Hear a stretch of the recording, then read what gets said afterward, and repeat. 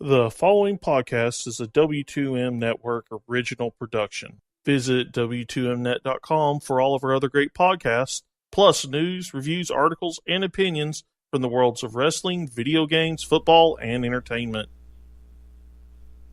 All right. Welcome, everybody, to the latest episode of the SCU Show. I am your host, SCU. And I know it's been a while. I mean, we keep skipping shows, we keep not doing shows, but you know what? Life is just too much sometimes, and sometimes you just need to think things over, and that's what I've been doing for the past couple of weeks. I've just been thinking things over. I don't know what I'm doing right now with a lot of things. I do know I'm doing a lot of other things, but one of these things that I don't know what I'm doing with is this show at this point, because there's so much things going on right now. A lot of things I have to do before I can focus on the show as much as I want to. But tonight we're doing a show, and I'm very glad to be doing it. It's going to be a short show, just so I can have something to get out there, and so I can finally catch up with everything that's going on in the sports world. So here we go. We start tonight's show by talking about the New Orleans Saints. I don't know, some of the Saints, what are they? They're nothing.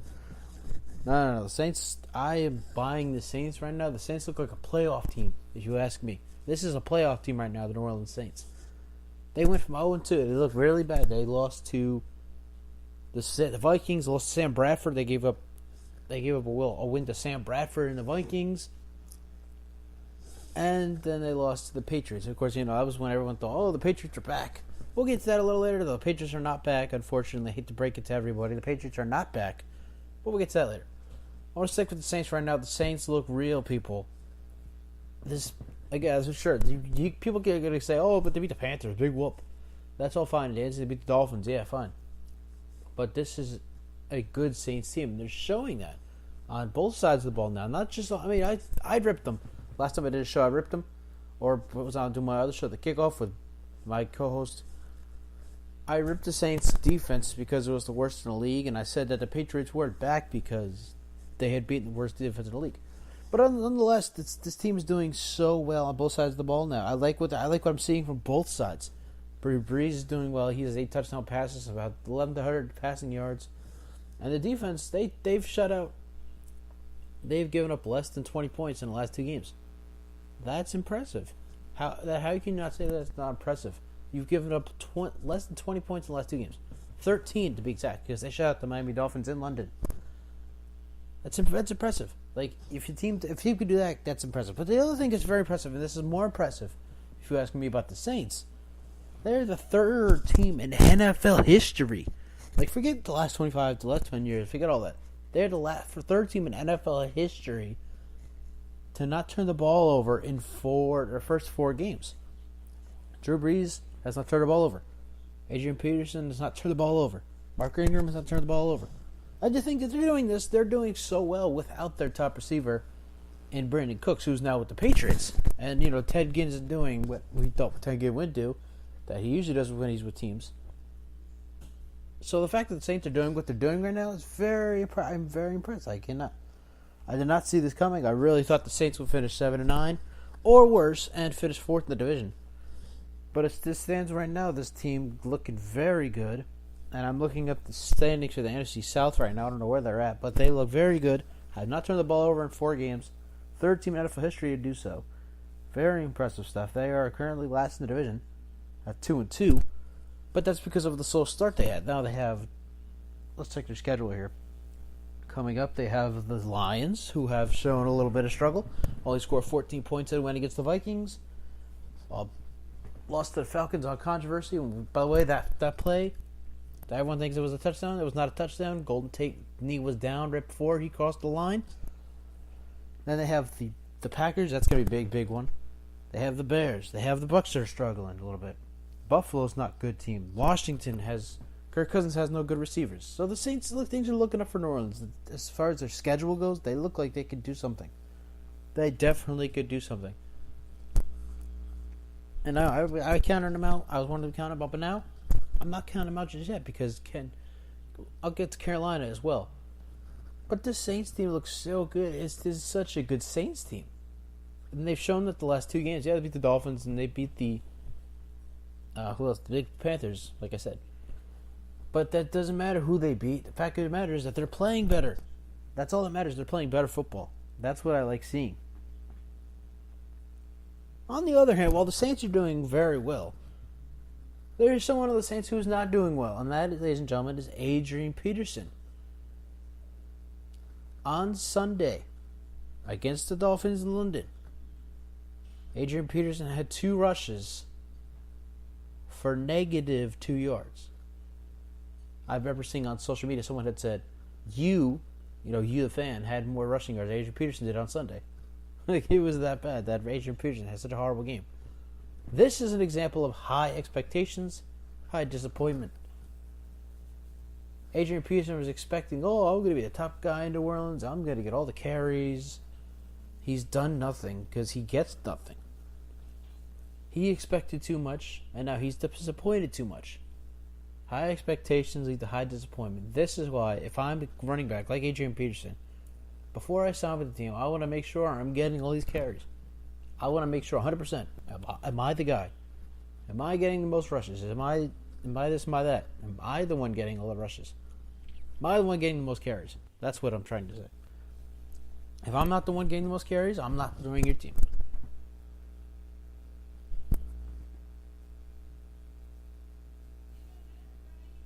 And that's why Lynch works out pretty well in Oakland. Lynch joined the Raiders because he knew he was going to get most of the carries. Because Latavius Murray, he left for the Minnesota, so he knew if I went to Oakland, I would get most of the carries because they don't have a top guy anymore. Darren McFadden's in Dallas. He's been in Dallas for a couple of years. Latavius Murray's with Minnesota. And that's why, not because, Lynch is an Oakland native. That's why he joined the Raiders, and that's why he's doing pretty good for himself in Oakland. So now that I'm done talking about the Saints and talking about all this, so I would say let's hold on to it right now. I do like the Saints. I would like to see what they do going forward. I hope they do well going forward because I feel like they can do well going forward. I want to go back to a thing myself on Sunday against the Panthers and the Patriots. I got 2 takeaways from this game. 2 takeaways from the Panthers-Patriots game. The first one is that the Panthers are back. Look at them. They beat the Patriots. Oh, my God. Why are we overhyping this? Why? The Patriots are deteriorating so bad this season, it's not even funny.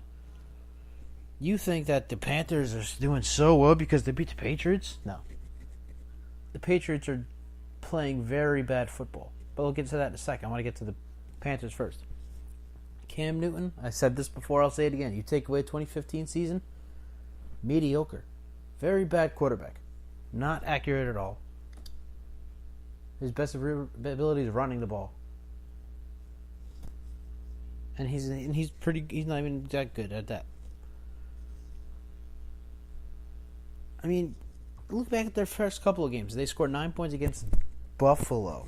That's not saying much when you score 9 points against Buffalo. They also scored 13 against the worst defense against New Orleans at the time. At the time, New Orleans did have the worst defense in the league.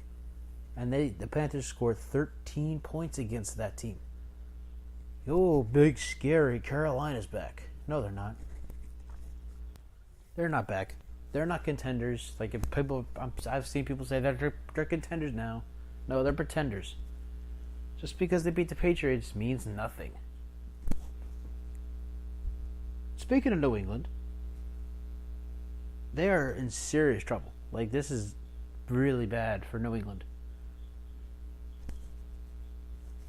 Very bad for New England. They're not even the number one. I'm putting them at the number 3, maybe the 4th best team in the AFC this year. And that's behind teams like Pittsburgh, obviously Kansas City. They're the best team in the league right now, best defense in the league right now. Alex Smith playing his heart out in what he believes will be his final season. And I would throw Denver in there too. The Broncos have shown something I was not expecting at all, kind of like the Saints. I'm not a buyer in Trevor Siemian. Nobody should be the buyer in Trevor Siemian. But the defense is making the offense look much better than it actually is. Like, people are watching Denver because of their defense, and then they look at their offense. It kind of balances out because the defense makes the offense look better. If that makes any sense. But let's go back before I go out rambling on about Denver. I want to stick to the Patriots here. The defense has given up about, I'm not sure how accurate I'm on this, but they've given up about 130 points in 4 games. The defense has. That is not the defense that wins championships. The defense can't win games. Forget winning championships. And then there's, oh God, this is the big thing I have about New England. Why are we still praising Brady? You realize he's having a career low year right now. Like, he is throwing off-target passes so much. They're so often, it's insane. Like, we didn't expect this from Tom Brady. He can't hit his targets. He's overthrowing the ball way too much. And it's funny, because I had a gut feeling that the Patriots, or Brady at least, could have a season like this. Because every year, since 2002, 2001, 2002, we've expected Brady to do well. Oh, but it's Brady. He's just going to throw 50 touchdowns again. But this offseason, I had a gut feeling. What if this year something changes? Obviously, something's changed. Julian Edelman's out for the year. Brandon Cooks is a new receiver. Gronk's not getting many passes. What if something changes? I thought about this during the offseason. What if something changes? If something changes, this is going to be the same Brady that we've always seen. Of course, things have changed, and this is not the same Brady. Plus, there's always, Brady says the same thing. It's a different season. Every season is different. Yeah, you've seen that. Every season, this season, the Patriots are much different than we've seen the past 15 years. This is a team that, this looks like, this is a bold statement here. This looks like a team worse than the 2018 that finished 11-5, missed the playoffs. This is a worse team than that team.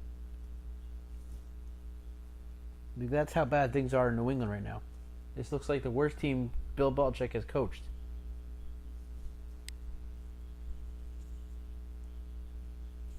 Brady has been quoted saying that he thinks he has 5 good years left. From what I've seen so far, this is it for him. If he can't do well this year, then forget it. If he can't do well in 2018, next year, I'll give him one more year. He has a bad year this year, fine. If he does bad next year, I'm going to let him know he needs to call it a career. Like, that's got to be it for him. I know, people are going to think I'm crazy for saying this, but I said the same thing about LeBron James. Back in 2015, I said the same thing. He was 31 years old. He's already had a couple of rings. What else does he need to prove? Brady, you have 5 rings. You have nothing left to prove. And you don't have 5 good years left. Because if you did, you wouldn't be playing the way you are right now. So let's stop. Come on. I'm tired of everyone praising Brady for he's doing so well this year. No, he's not. He's having his worst year of his 17, 18-year career. And it's hurting his team. It's hurting his team. He has a bunch of injured players on his team, but he is hurting this team by throwing off-target passes and all this other stuff. So let's stop praising Brady. Patriots are definitely like the 4th best team in the AFC right now, behind Pittsburgh, Denver, and Kansas City. And if you check on around125.com, our power rankings have them at number 7.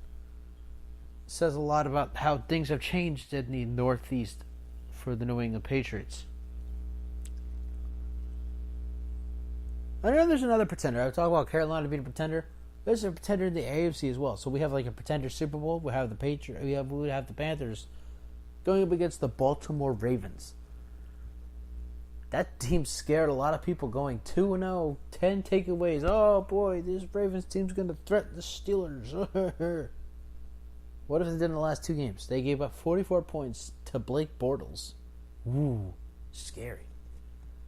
And then they just lost to Big Ben. I believe they lost 26-9 to the Steelers. Excuse me. So after taking the ball away 10 times in the first 2 games against the Bengals and Browns, respectively. So there's that too. You can't, they beat the Bengals and Browns, 2 of the worst teams in the NFL, behind Cleveland, San Francisco. this Ravens team's not as good as we thought. Joe Flacco is not as good a quarterback as we think, or as many think. He's just not. This Ravens team is nowhere as good as everyone thinks they are. They've shown that the last 2 games.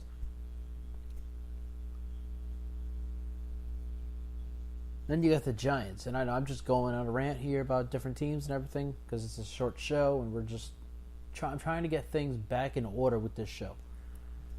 The Giants are continuing to be a bad team, and the answer appears to be their defense. I said before it was Eli Manning. It's not Eli Manning. It's the defense. Eli Manning still has great stats. He's top. I just read it on Twitter. One of my former colleagues put it on Twitter that Eli Manning was top in the league in a couple categories. I don't remember what they were, but it's not Manning that's bringing this team down. It's the defense. When you have players like Dominique Rodgers-Cromartie, Landon Collins, and Janoris Jenkins, guys that can shut down big receivers, that's their job, right? They're supposed to shut down these big receivers, and they're not. That's a problem for the Giants. That's the problem. Plus, Jason Pierre-Paul's not getting to the quarterback. The defensive line is just not doing their job as well either.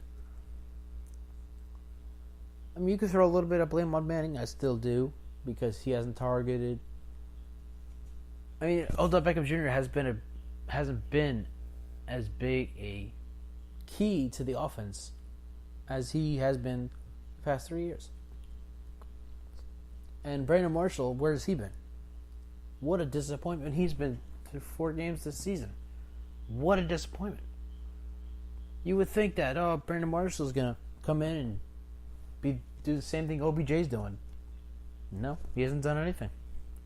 In the first game against the Cowboys, he had 1 catch. That came with 12 seconds left in the game.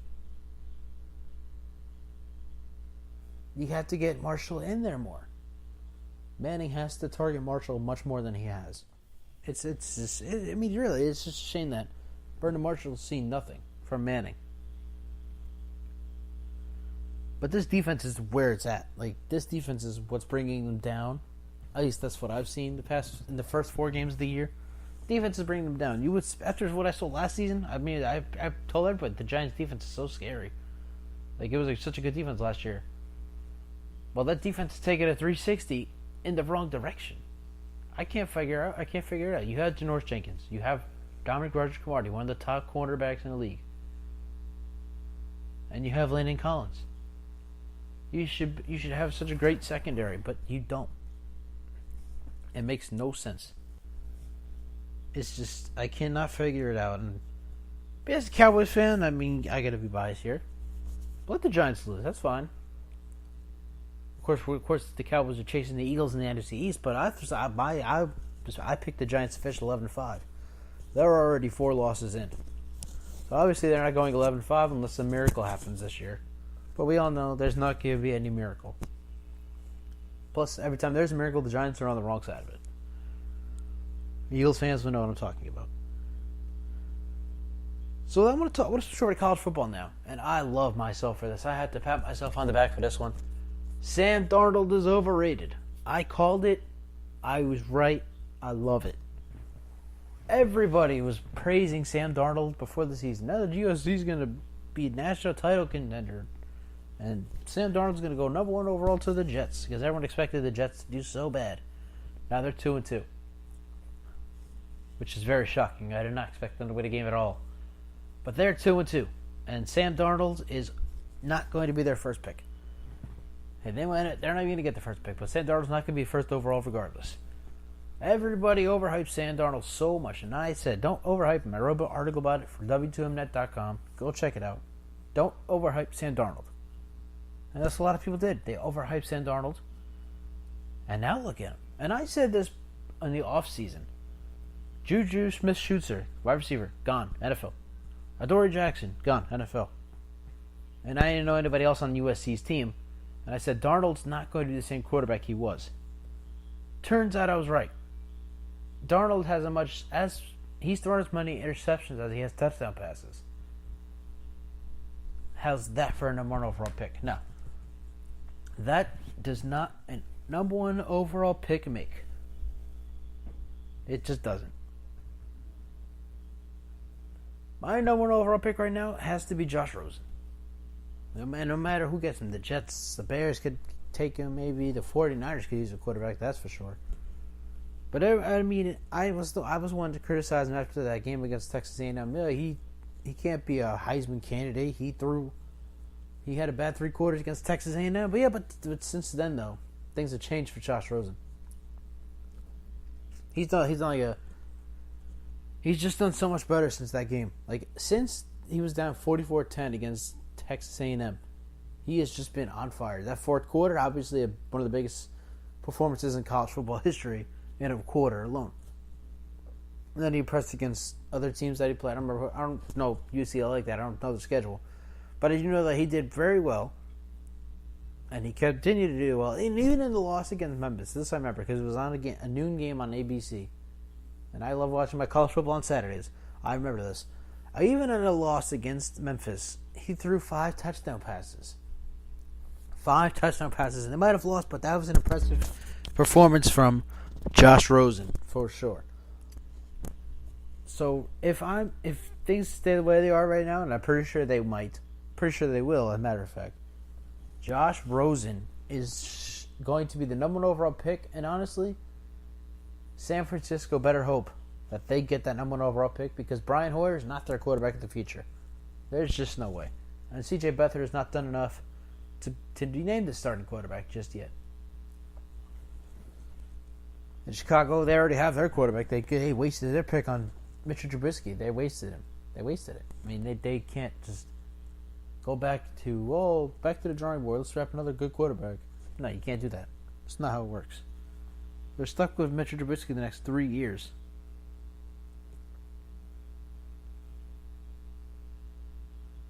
And yeah, that's what I'm saying. Chicago's stuck with Trubisky the next 3 years, and there's nothing they can really do about it. They can't just go and draft Rosen. What's that going to help? Nothing. You're gonna do what Houston did with Brock Osweiler. You're gonna overhype him because Mr. Trubisky is overhyped. Was overhyped. 30 touchdowns. Congratulations. That was awesome. Then he does nothing. He has done nothing since. Overhyped there. Just like Brock Osweiler was all hyped, and he went to Cleveland and did nothing, and he wound up getting cut. Anyway, now he's with Denver again as a pretty much a backup to Trevor Siemian.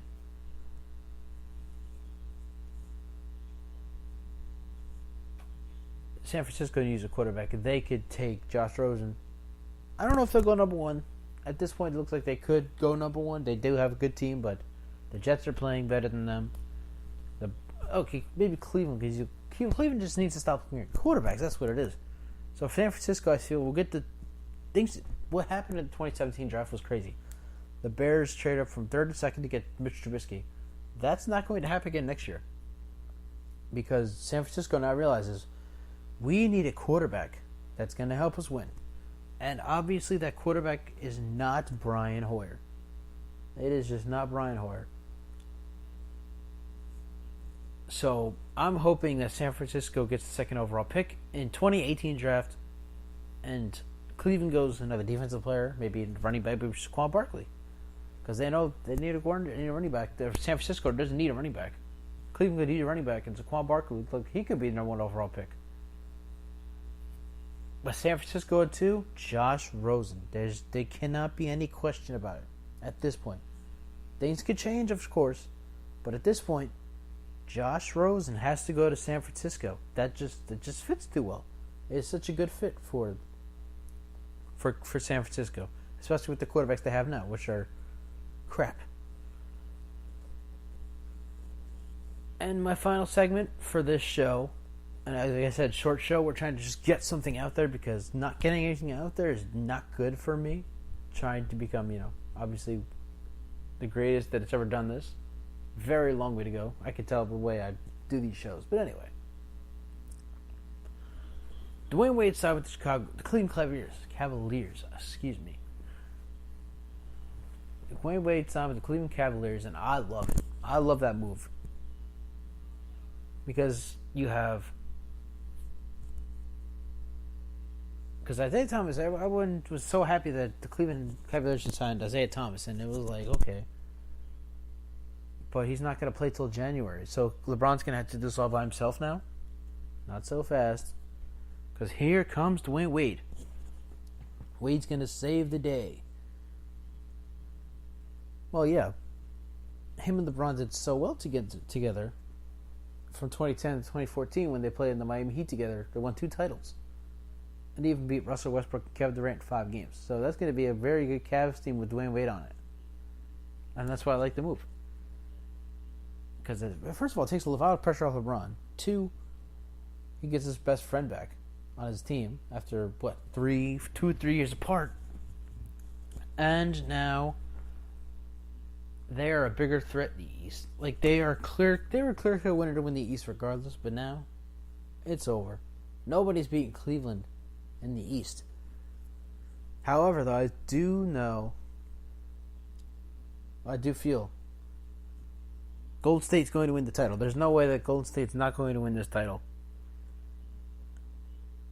And I really feel like, even with LeBron playing with Wade, it's going to be a sweep because Golden State just keeps getting better and better every year. They just keep getting better and better.